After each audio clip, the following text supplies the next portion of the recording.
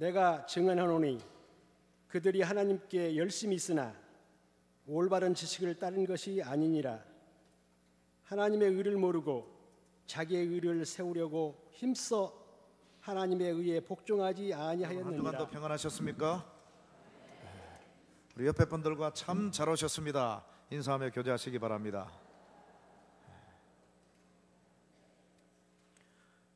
이 세상에 많은 종류의 사람들이 살아가고 있는데 크게 둘로 나누면 이렇게 구분할 수 있습니다.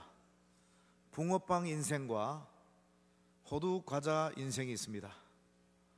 여러분은 시장하실 텐데 붕어빵을 좋아하십니까? 호두 과자를 더 좋아하십니까? 둘 다 좋죠. 그러나 붕어빵 인생과 호두 과자 인생, 그 중에 우리는 한 종류만 선택을 해야 할 겁니다. 붕어빵 속에는 붕어가 없습니다. 호두 과자 속에는 없는 경우도 있지만 진짜 천안 호두 과자 속에는 호두가 있더라고요.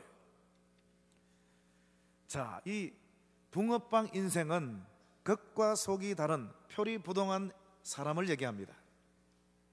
호두 과자형의 인생은 겉과 속이 일치하는 표리상동의 인생을 얘기합니다.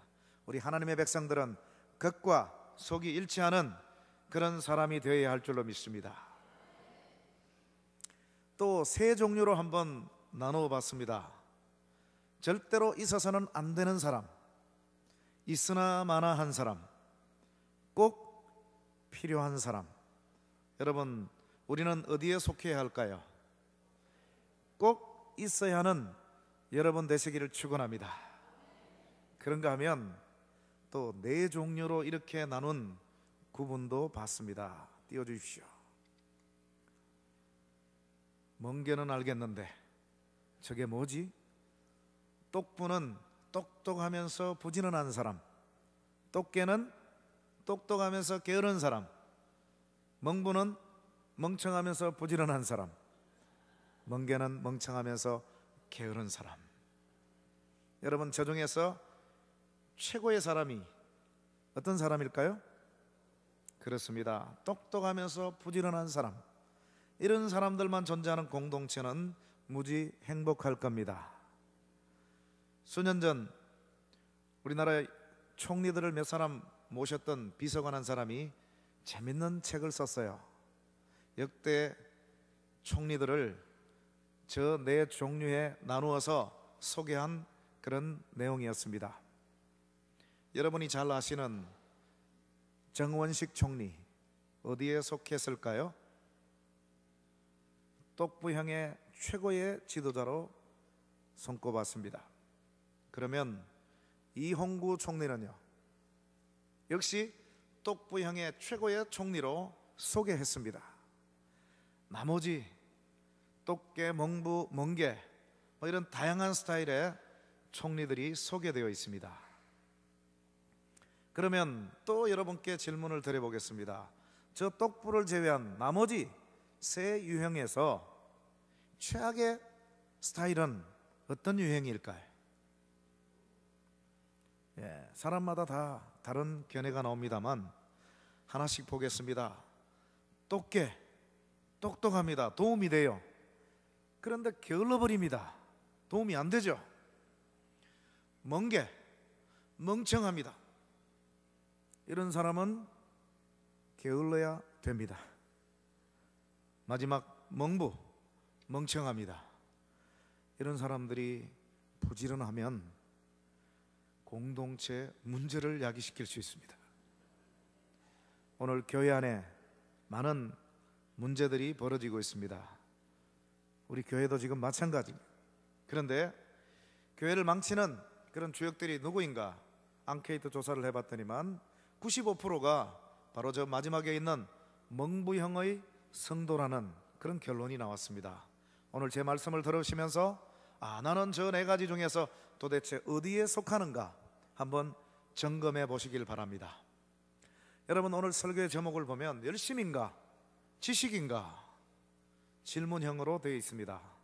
여러분, 열심이 중요할까요? 지식이 중요할까요? 네. 그러면 조금 구체적으로 질문을 드려보겠습니다. 하나님을 향한 열심이냐, 하나님에 대한 지식이냐, 뭐가 더 소중할까요? 다 소중하죠. 하나씩 살펴보겠습니다. 하나님을 향한 열심으로 세계 최고인 민족이 하나 있습니다. 누구일까요? 유대인이죠. 유대인. 오늘 2절을 보시면 바울이 지금 증인이 되고 있습니다. 내가 증언하노니 유대인들이 하나님께 열심히 있다라고 얘기를 하고 있습니다. 그렇습니다. 유대인들은 하나님에 대한 열심으로는 세계 누구도 따라올 수 없는 대단한 민족이에요. 이들이 어느 정도 열심인가 하면 안식일을 소중하게 생각합니다. 안식일은 일을 하면 안식일을 어기는 것이 되기 때문에 그들이 정한 규례에 의하면 점 하나 찍을 수 있는 무게 이상을 들어선 안 됩니다. 그래서 안식일 날 손님이 찾아와서 대문을 두들깁니다. 그러면 주인이 나가서 대문 밖에 발을 한 발을 디디면 그것은 안식일을 어기지 않는 것입니다. 그런데 손님을 맞이한다고 두 발을 다 집 밖으로 들여놓으면 그러면 안식일을 어기는 것이 되는 겁니다. 그런가 하면 유대인들이 아파트에 살고 있는데 아파트 5층에서 1층으로 내려오거나 또 1층에서 8층으로 올라가야 합니다. 그런데 층을 눌러야 되잖아요. 그거 누르면 노동하는 것이기 때문에 그걸 누르질 못합니다. 그래서 한참을 기다리다가 이방인 같아 보이는 사람이 오면 몇 층을 눌러달라고 합니다. 이방인은 어차피 지옥 떨어지니까 그들이 지옥 떨어지는데 편성해서 자기들은 내려오고 올라갑니다. 그래서 그러다가 보니까 또 발전이 돼가지고 제가 시카고에 살고 있을 때 그 근처에 유대인 아파트가 있었습니다. 한번 가보니까 이 세벳 엘리베이터 해서 안식일 바로 저겁니다. 안식일 엘리베이터가 만들어졌어요. 저것은 1층에서 2층으로 올라가면 자동으로 열립니다. 조금 있다가 또 2층으로 올라가면 또 자동적으로 열리고 맨 위에 올라가서 또 내려오면서 자동으로 열립니다. 누를 필요가 없습니다. 이렇게 해서라도 안식일을 어기지 않으려고 하는 하나님에 대한 열심, 유대민족들을 따라올 수가 없습니다. 그런가 하면 지난 한 주간 동안 우리는 류현진 선수가 속했던 LA 다저스의 그 게임을 보면서 상당히 흥분해 있었습니다. 아쉽게도 4승 2패로 월드시리즈 꿈이 좌절이 됐지만 제가 LA에서 담임할 때 LA 다저스의 박찬호가 활약할 때였습니다. 거기에 션 그린이라고 하는 아주 대단한 강타자가 있었습니다. 바로 저 선수입니다. 저 선수가 2001년 샌프란시스코 자이언츠와의 마지막 홈게임이자 플레이오프 진출권이 달려져 있는 아주 중요한 게임을 결정하기로 선언을 해서 LA 팬들을 놀라게 한 적이 있습니다. 팀도 팀이지만 419게임 연속 메이저리그 출장 개인 기록까지도 깨어질 수 있는 그 위기 상황이 벌어졌습니다. 그럼에도 그가 공언한 대로 게임에 출전하지 않았습니다. 2004년도 제가 한국에 들어와서 또 TV를 보니까 그때도 결장을 했습니다. 그 이후로도 여러 번 게임에 나가지 않았습니다. 중요한 게임인데도. 왜 그랬을까요? 그가 하나님에 대한 열심이 있는 유대인인 것을 아는 사람은 그리 많지 않았습니다. 2001년 그 샌프란시스코 자이언츠와의 마지막 홈게임이자 플레이오프 진출권이 달려져 있는 아주 중요한 게임, 그 게임을 결정하게 된 것은 그날이 바로 유대인의 최대 명절인 욤 키푸르 대속죄일이 시작되는 날이었기 때문입니다. 하나님 앞에 예배드리고 영광을 돌려야 되는 유대 최대의 절기 기간에 내가 개인적인 오락을 할 수가 없다, 해서 419게임 연속 출장 대기록조차도 깨가면서까지 그 게임에 출전하지 않았습니다. 하나님을 향한 열심, 얼마나 대단한지 알 수가 없습니다. 정말 누가 진짜인지 누가 가짜인지 부럽기도 하고 우리 스스로를 생각해보면 부끄럽기도 한 그런 모습들이 많습니다. 여러분, 우리 신앙생활에 있어서 열심이란 거 얼마나 소중한지 알 수 없어요. 차에 엔진이 없으면 앞으로 나아갈 수가 없습니다. 우리 신앙생활에 열심이 없으면 하나님께 나아갈 수도 없고 성숙할 수도 없을 것입니다. 그래서 성경은 우리 성도들에게 열심을 내라 라고 거듭거듭 강조하고 있습니다. 계시록 3장 18절에 보면 열심을 내라, 회개하라 라고 말씀하고 있고, 디도서 2장 14절에 보면 너희로 선한 일에 열심하는 친백성을 삼고자 함이라 라고 말씀하고 있습니다. 그런가 하면 로마서 12장 11절에 부지런하여 게으르지 말고 열심을 품고 주를 섬기라 라고 말씀을 하고 있습니다. 우리가 즐겨 부르는 찬양 575장을 보면 주님께 귀한 것들여 젊을 때 힘다하라, 진리를 위하여 싸움을 열심을 다해서 하라라고 그렇게 가사가 붙어 있습니다. 그렇습니다. 우리 신앙생활에 열심이란 것은 이렇게 소중한 것입니다. 여러분, 2013년 새해를 시작하면서 성구이행신 예배를 드릴 때 하나님이 2013년 새해만큼은 어느 해보다도 하나님에 대해서 열심으로 살게 주옵소서 그렇게 기도하고 헌신하신 줄로 믿습니다. 더도 말고 지나온 10개월 동안에 여러분의 삶을 한번 반성해 보십시오. 작심삼일이 되지는 않았는지. 여러분, 오늘 이 아침에 하나님에 대한 열심으로 충만하여 돌아가시기를 주님의 이름으로 축원합니다. 자, 이렇게 열심이 중요하고 또 유대인의 열심이 얼마나 대단한가를 바울조차도 인정을 하고 있습니다. 그런데 문제가 하나 있어요. 오늘 2절 중반을 보시면 내가 증거하노니 그들이 하나님께 열심히 있으나 그러나 그 열심이 올바른 지식을 따른 것이 아니니라. 온전한 열심의 기초가 되어서 나온 그런 열심이 아니라고 지적을 하고 있습니다. 유대인의 열심, 정말 누구도 우리 그리스도인들도 따라갈 수가 없습니다. 그런데 그들의 열심이란 것이 어떤 식으로 열매를 맺고 말았습니까? 메시아로 보내주신 예수 그리스도를 십자가에 못 박아 죽이는 열심으로 매듭 짓고 말았지 않습니까? 여러분이 잘 아시는 히틀러나 또 북한의 김일성, 정말 대단한 열심이 있는 사람이었습니다. 특별한 재능을 가진 사람들이었고 자기 일에 특심한 열심이 있는 사람들이었습니다.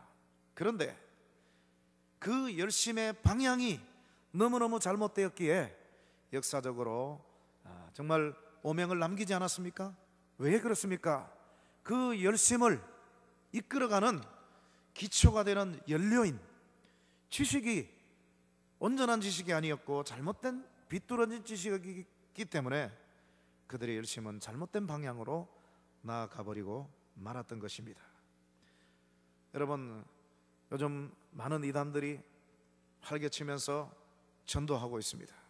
여러분, 가정에서도 만나고 길에서도 만나고 심지어 교회 안에도 들어오는 것을 우리는 적지 않게 경험합니다. 열심으로 치면 우리보다 더한 열심을 가진 것 같아요. 여러분, 신천지라든지 하나님의 교회라든지, 하나님의 교회는 교주가 세상을 떠났습니다. 그런데 그러면 헤어져야죠. 해산이 돼야 되는데 교주가 죽었는데도 불구하고 교주는 천국에서 영생하고 있고 교주의 와이프인 그 사람을 하나님의 어머니라고 해서 지금 섬기고 있습니다. 제가 어느 날 늦잠을 자가지고 수업에 늦게 됐어요. 부랴부랴 이제 7층에서 이제 1층으로 내려가서 주차장에서 차를 타고 가야 되는데, 나왔더니만 아파트 문 앞에 그 여자 두 사람이, 젊은 여자 두 사람이 그 엘리베이터를 타고 저희 집 앞으로 오다가 저하고 만난 거예요. 근데 그 미소를 지으면서 이런 얘기를 해요. 하나님 어머니에 대해서 들어보셨습니까? 제가 그날은 싸울 만한 여유가 없었어요. 그래서 제가 이렇게 대답했습니다. 아니, 하나님 아버지 섬기기도 무지 힘든데 무슨 하나님의 어머니까지 섬긴단 말이요? 정신 차리시오. 그러고는 제가 내려온 경험이 있습니다. 여러분, 그들도 하나님에 대한 지식이 있어요. 이단들이라고 하고 자기들이 이단이고 또 지옥 간다고 생각하면 왜 그렇게 이단이 됐겠습니까? 하나님을 향한 열심이 특심한 사람들이에요. 그러나 그 열심이 온전한 지식의 기초가 된 열심이 아니기 때문에 그들도 망치고 남도 방해 놓는 것입니다. 여러분, 열심이냐 지식이냐, 하나님을 향한 열심이냐 하나님에 대한 지식이냐, 이 모두는 다 중요합니다. 그러나 프라이어리티, 우선권은 어디에 있느냐? 하나님에 대한 지식에 있는 줄로 믿습니다. 우리 교회 안에 보면 성도들 사이에 양극단이 있어요. 대부분 한쪽으로 치우쳐져 있습니다. 교회 안에 보면 열심히 교회 봉사하는 사람들이 참 많습니다. 우리 한국 교회는 그런 분들에 의해서 이만큼 성장되어 온 거 결코 무시할 수 없습니다. 부엌에서 청소하고 밥을 짓고 설거지하고 또 화장실 청소하고 또 차량 운전하고 바깥에 주차장 청소를 하고 굳은 일 도맡아서 하는 이런 분들, 정말 열심히 있는 분들이죠. 특별히 이런 여자분들을 교회 안에서 뭐라고 그런지 아세요? 슈퍼우먼이라 그럽니다. 북한에서는 이런 사람들을, 이런 여자분들을 뭐라고 그런지 아세요? 방방 뜨는 에미나이라 그런답니다. 오늘 우리 한국교회는 방방 뜨는 에미나이들 때문에 이만큼 성장해 온 줄로 믿습니다. 우리 전주서문교회도 마찬가지일 겁니다. 그런데 중요한 것은 우리가 몸으로 때우는 것도 중요하지만 몸으로 봉사하고 충성하고 섬기기 전에 영성이 겸비되어야 함을 믿으시기 바랍니다. 내가 주님을 위해서 봉사하는 것도 중요하지만, 내가 교회를 섬기는 것도 중요하지만, 그 이전에 주님으로부터, 위로부터 내가 영적으로, 말씀으로, 하나님에 대한 지식적으로 채워지는 것이 너무너무 중요하다는 사실을 믿으시기 바랍니다. 이것이 채워지지 않은 상태에서 열심을 가진 사람들, 이런 사람들이 어쩔 수 없이 교회를 망치는 주역이 될 수밖에 없다는 것, 여러분 기억하시고 최선을 다해서 모일 때마다 말씀은, 영성, 기도, 이 모임에 충실하시길 바랍니다. 그런가 하면 또 어떤 분들은 남들은 굳은 일 도맡아서 하는데 손에 물 하나 묻히지 않고 그저 그냥 팔짱 끼고 예배만 조용히 드리다가 가는 그런 성도들이 있어요. 섬김이 없는 이런 성도들, 또 하나의 극단입니다. 이런 분들을 가리켜서 북한에서 뭐라 그런지 아세요? 특별히 여자분들, 뺀질뺀질 에미나이라고 그런답니다. 여러분, 말씀과 영성이 기초가 된 그런 열심, 이것이라야 우리 하나님을 기쁘게 해드릴 줄로 믿습니다. 얼마나 중요한지 몰라요. 여러분, 특별히 영적 지도자로 쓰임받는 종들은 참된 지식이 기초가 된 그런 열심 있는 사람이 되어야 합니다. 여러분, 이 교회는 지금 영적 지도자를 간절히 고대하고 있습니다. 청빙위원회가 구성이 되고 이제 여러분 뜨겁게 한 마음으로 일주일 동안 계속적으로 하나님 우리에게 꼭 필요한 영적 지도자를 주시옵소서. 여러분 기도하시기 바랍니다. 제 친구 목사님이 있습니다. 우리나라 동서남북 여러 군데서 목회를 했어요. 그런데 10개월을 지탱을 못하고 교회에서 쫓겨납니다. 가장 짧게는 3개월 만에. 왜 그런지 아세요? 그 사람은 키도 크고 또 말도 잘하고 아주 특별한 재주도 가지고 있고 열심히 특심인 사람입니다. 그래서 선을 보면 교인들이 다 좋아가지고 그분을 청빙을 합니다. 문제는 10개월을 못 간다는 거예요. 왜 그럴까요? 열심과 재주는 특별한데 문제는 참된 지식이 기초가 되지 않았다는 겁니다.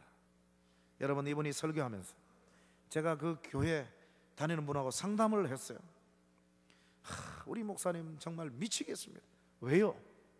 설교하다 이렇게 얘기했다는 거예요. 여러분 중에 구원의 확신이 없는 분들이 계시겠죠.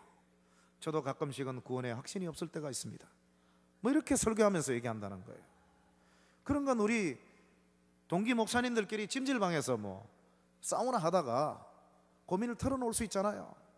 그걸 설교 시간에 하면 어떡합니까? 그런 설교자를 어떻게 믿고 신뢰하고 말씀을 받겠습니까? 게다가 미국에서 어떤 부흥사를 초청해서 부흥회를 열었대요. 근데 알고 봤더니만 이단으로 낙인 찍힌 사람을 부른 거예요. 여러분, 지식이 있어야 됩니다. 세상 지식이 아니라 하나님에 대한 지식, 지혜가 필요합니다. 여러분, 그러면서 거기서 기초에서 나온 열심이라야 교회 덕을 세우고 우리 성도들에게 기쁨을 주고 또 모범이 되는 그런 하나님의 지도자가 될 수가 있는 것이죠. 여러분, 이런 지도자를 하나님은 예비하신 줄로 믿습니다. 문제는 여러분의 기도입니다. 하나님이 여러분에게 그냥 주실 수도 있지만 우리로 하여금 반드시 기도하게 하시는 하나님이십니다. 너희가 기도해야 내가 주겠다. 네, 기도 많이 하셔서 정말 신바람 나는 목회 현장이 이곳에서 이루어질 수 있기를 주님의 이름으로 축원합니다. 여러분, 열심히 있지만 올바른 지식을 따른 것이 아니라고 했는데 도대체 그게 구체적으로 무슨 얘기일까요? 유대인들에게 어떤 문제가 있단 말일까요? 3절에 정답이 나와 있습니다. 하나님의 의를 모르고 자기 의를 세우려고 힘써 하나님의 의에 복종하지 아니하였느니라. 우리는 하나님의 영광과 하나님의 의를 위해서 살아야 되는 사람들입니다. 그런데 유대인들의 그 열심이란 것은 바로 하나님의 의가 아니라 자기 의를 드러내어서 자기 공로, 자기 선을 하나님과 사람 앞에 인정받으려고 하는 공로의식, 너무나도 무섭고 사악한 죄입니다. 그것이 유대인들 속에 도사리고 있었다는 것입니다. 겸손하게 하나님만 높이고 자신은 낮추고 섬기는 지도자로서의 그런 삶, 그런 가치관을 가지고 살아가는 것이 아니라 남들에게 인정받고 하나님에게 인정받아서 하나님 내가 이렇게 했으니까 정말 천국 백성이 틀림없죠?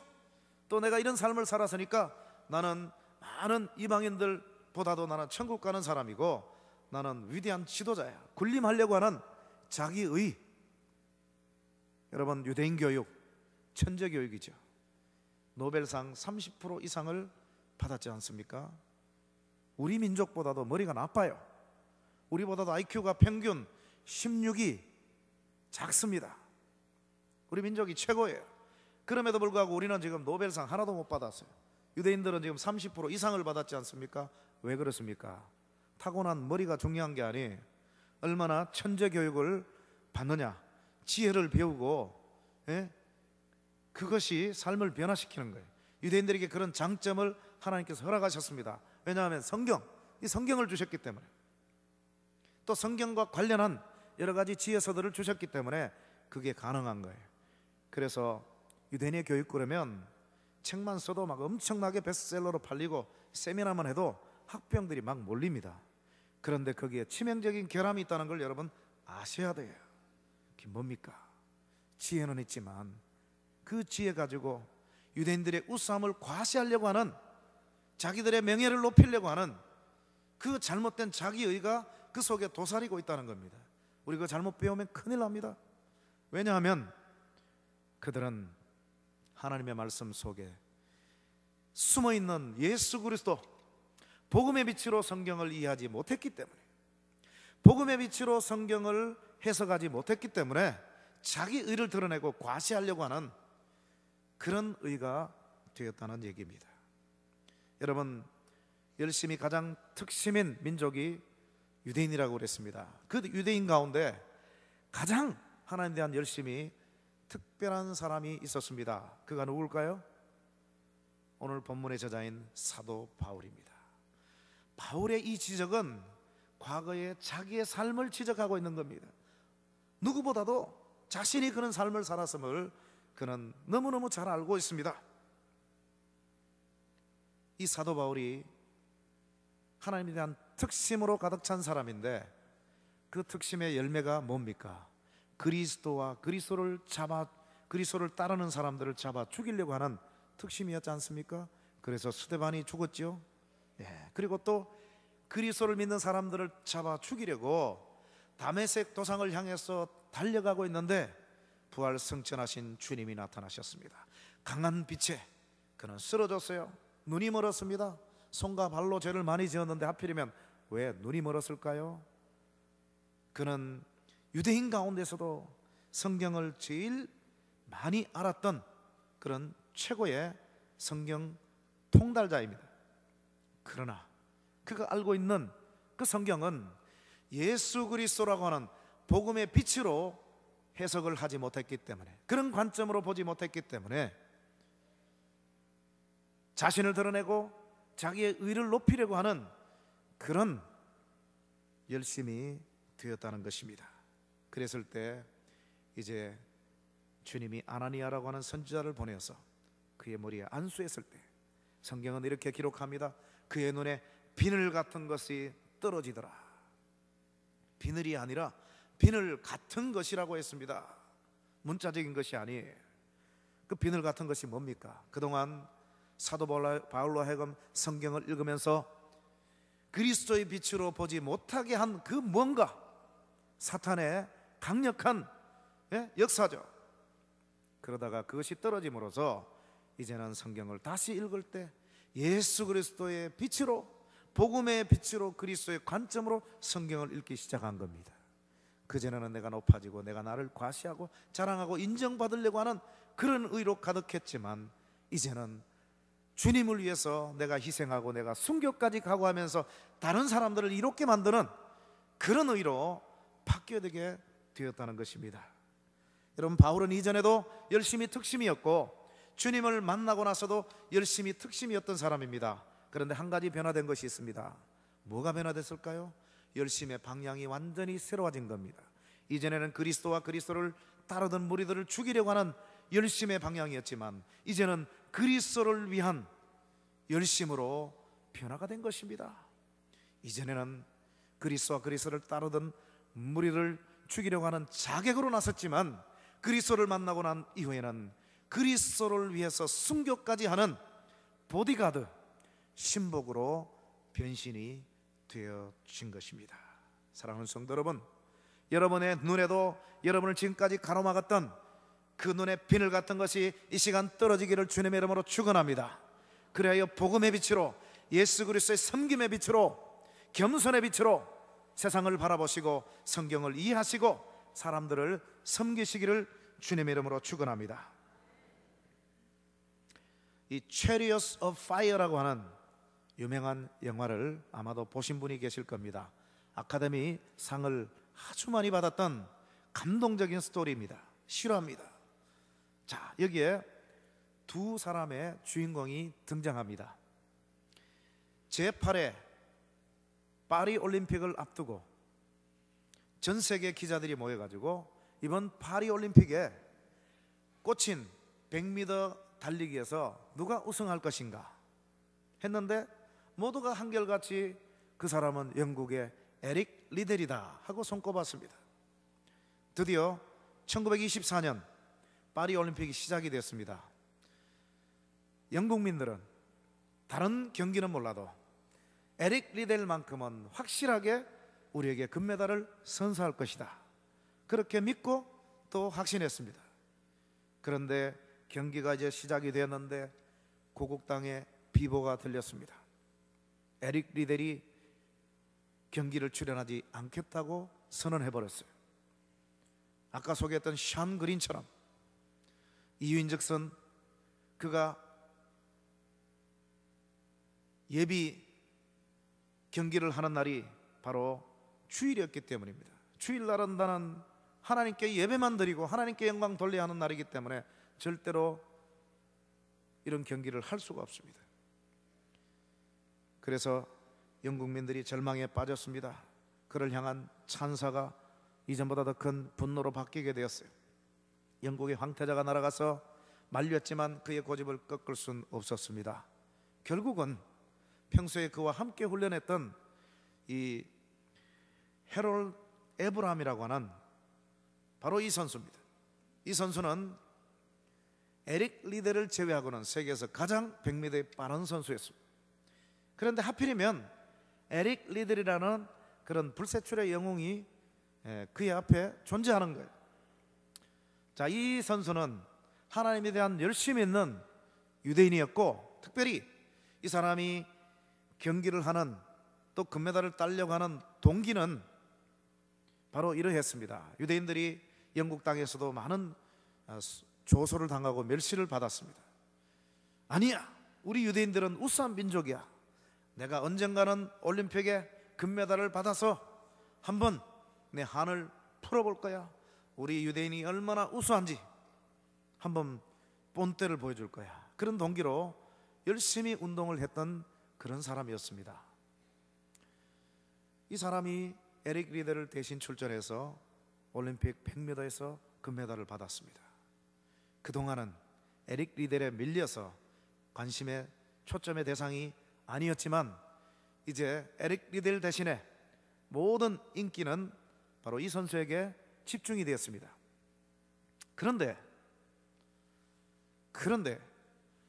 하나님은 기적적으로 이 에릭 리델로 하여금 다른 선수가 양보함으로써 자기 주종목이 전혀 아닌 400m 달리기에 출전을 하게 됩니다. 여러분, 단거리 선수가 400m 같은 4배나 차이 나는 거리인 여기에 출전해서 동메달 받는다는 것도 힘이 듭니다. 그런데 거기에 출전해서 모든 사람의 예상을 뒤엎고 세계 신기록으로 금메달을 받았습니다. 하나님은 그를 높이셨어요. 하나님을 높인 그를 하나님은 결코 절망에 빠뜨리지 않으셨습니다. 기자들이 몰려와서 어떻게 해서 주종목도 아닌 여기에서 우승을 할 수가 있었습니까? 그것도 세계 신기록을 작성하면서 말입니다. 그때 그는 이렇게 대답합니다. 100m까지는 열심히 달렸습니다. 그런데 그 이후로부터는 하나님이 열심을 다해서 달리게 하심으로써 제가 세계 신기록으로 우승하게 되었습니다. 이 모든 영광 하나님께 돌립니다. 여러분, 그를 향했던 영국민들의 분노는 이전보다 더 큰 찬사로 바뀌게 되었고, 전 세계 대특필이 되어갔고, 안식일을 지키기 위해서, 주일을 지키기 위해서 그 따놓은 당상인 금메달을 과감히 포기해버린 이 청년, 그런데 주종목이 아닌 여기서 세계 신기록으로 금메달을 받은 이 선수를 보라, 전 세계인들을 감동을 시켰습니다. 그리고 저것이 스토리가 영화화 되어가지고 많은 사람들에게 감동을 던져 주었습니다. 여러분, 저 두 사람 보십시오. 모두가 하나님을 향한 열심이 있는, 한 사람은 유대인이고 한 사람은 그리스도인입니다. 모두가 특별한 열심과 특별한 재주를 가진 사람이었어요. 그러나 이 두 사람의 공통분모는 이까지입니다.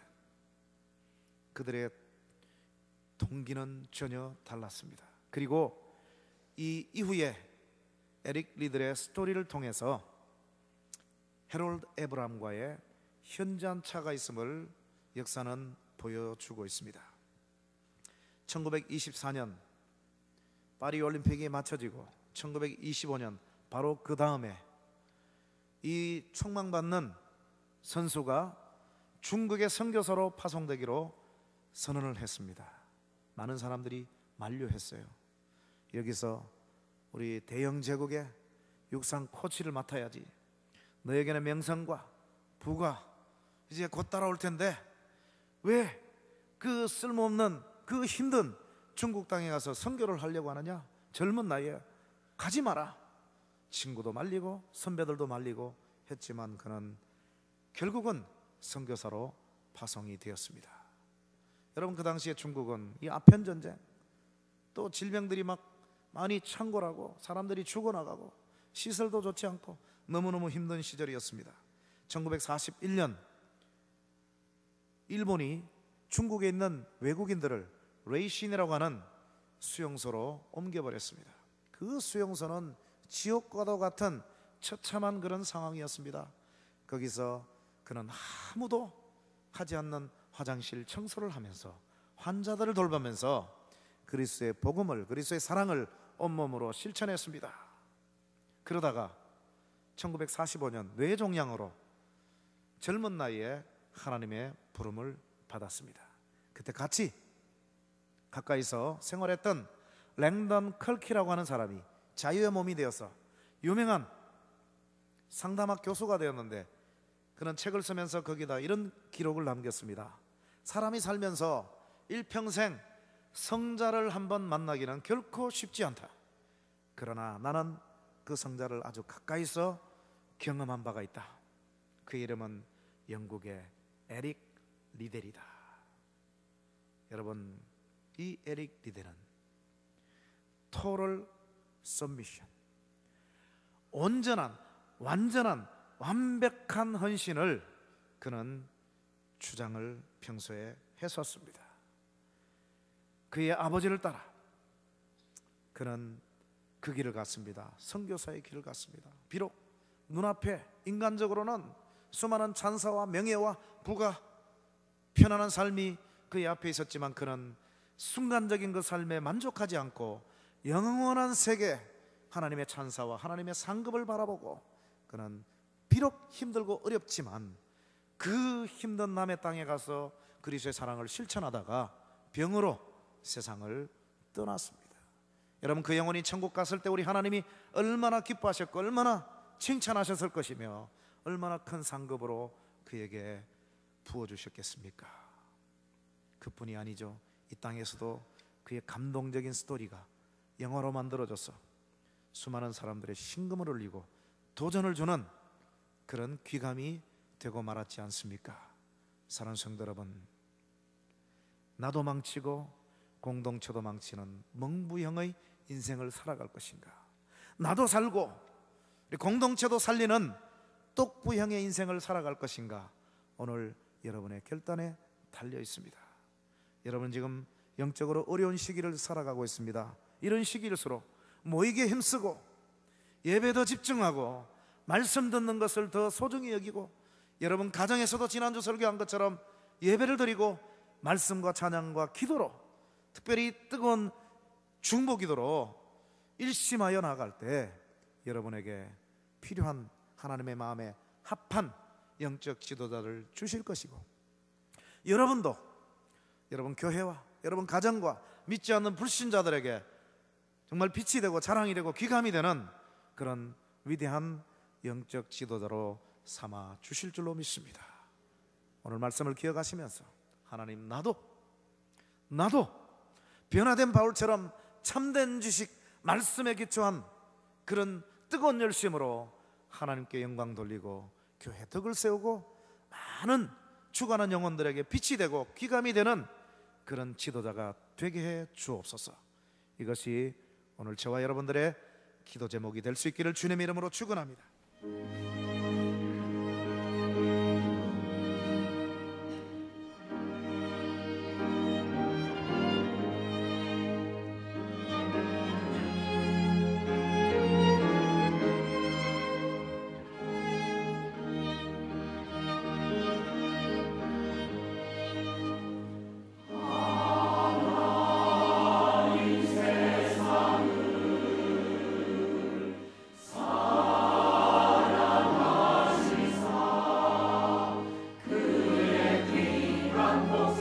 주